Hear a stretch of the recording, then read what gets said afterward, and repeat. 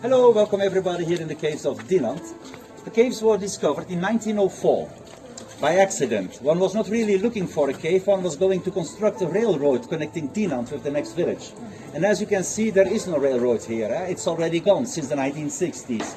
But anyway, while they were flattening the area over there in 1904, by removing the rocks, they discovered incidentally the entrance of the cave. And then they found in less than 1 week time more than 850 meters of galleries.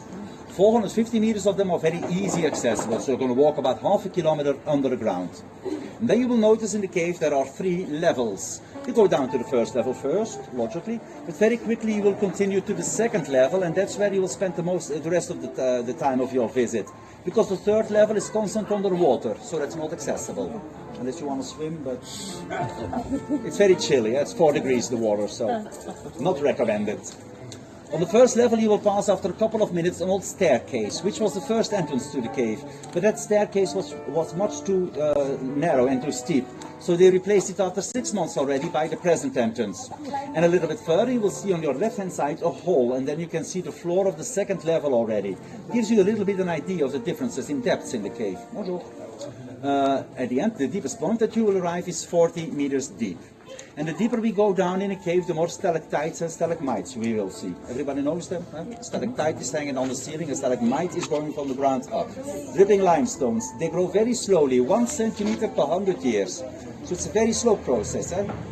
10 centimeters, 1,000 years, and so on. And after thousands and thousands of years, it happens that the stalactite and the stalagmite grow to each other and they start forming a column.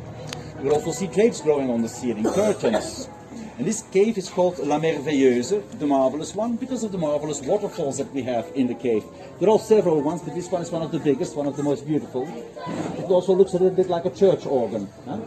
It's also remarkably white. So the color of the limestone depends on the minerals that the ground is containing, and this one contains a lot of magnesium, gives the color white. When the stones are orange, brown, red, they contain a lot of iron. Oh. The biggest cave that you will visit today is called the Cave of Indiana Jones. Yes, but he's not there today. It's holiday for everyone, and he never was, but you will recognize the place immediately. In the middle of the Indiana Jones cave we have the cemetery of the stalagmites. There is no longer water dripping in the central part of the cave, so the stalagmites in the center can't grow anymore. They are dry, they are dead. Except for one which is still receiving a raindrop every 10 seconds. That one is still growing, it's still wet, it's still alive on the cemetery. You have to look for that one. Okay. And in the complete back of the Indiana Jones cave, you go up a couple of steps and you'll see something quite remarkable, a sloping stalactite. While all the others are forming a column, kijk, het is geen zuil, het is een scheve, die groeit een beetje scheef. All the others are forming a column, except for this one. It's bending to the right, it's not connected. A sloping step. There's always one black sheep in the family. This one is ours. And in the Indiana Jones cave, you go down a couple of steps extra, and then you will arrive in a red illuminated tunnel, which is artificially made.